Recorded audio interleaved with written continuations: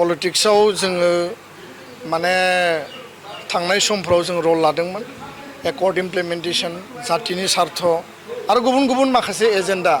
माने बेयाव ब्लाइन्डलि बबेबा हान्जा बबेबा दोलोखौ जोङो मालाबाबो सापर्ट होआखै माने टाइम आरो सिटुएशनखौ नायनानै हारिनि निड बेसखौ नायनानै आरो एजेन्डा आरो पलिसिनि आधारावसो एबसुआ थांनाय समाव गुबुन गुबुन दोलो गुबुन गुबुन सरकारखौ जों मदद होदों दुलाराय बर' फरायसा आफादनि जोंनि लास्ट डेलिगेट सिटिं बिनि सिगाङाव जोंनि कनफारेन्स जादों आरो दा वार्कार्स मिट जादों दासिम जोंनियाव कुनु पलिटिकेल एजेन्डा गैया आरो पलिटिक्सआव जोङो माने थांनाय समफ्राव जों रल लादोंमोन एकर्ड इमप्लिमेन्टेसन जातिनि सार्थ आरो गुबुन गुबुन माखासे एजेन्डा माने बेयाव ब्लाइन्डलि बबेबा हान्जा बबेबा दोलोखौ जोङो मालाबाबो सापर्ट होआखै माने टाइम आरो सिटुएशनखौ नायनानै हारिनि निड बेसखौ नायनानै आरो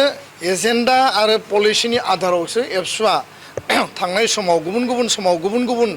दोलो गुबुन गुबुन सरकारखौ जों मदद होदों आरो बेजों बार्गेनिंबो जादों हारिया लाबबो जादों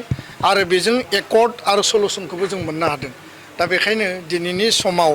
दासिमबो जोंनियाव बेबायदि पलिटिकेल एजेन्डाखौ लानानै जों डिसकास खालामाखै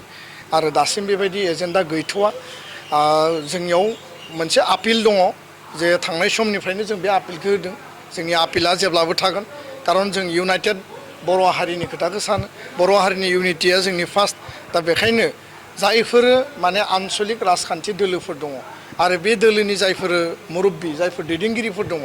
बे दैदेनगिरि गेदेमा बिथांमोननिसिम जोंहा दाबो आपिल दङ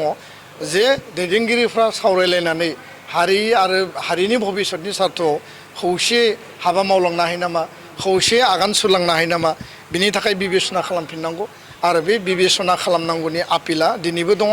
आरो बेखौ जोङो दिनैनि बे मिडियानि गेजेरजों आं फिन बयखौबो खावलायहरफिनबाय गोजोन्थों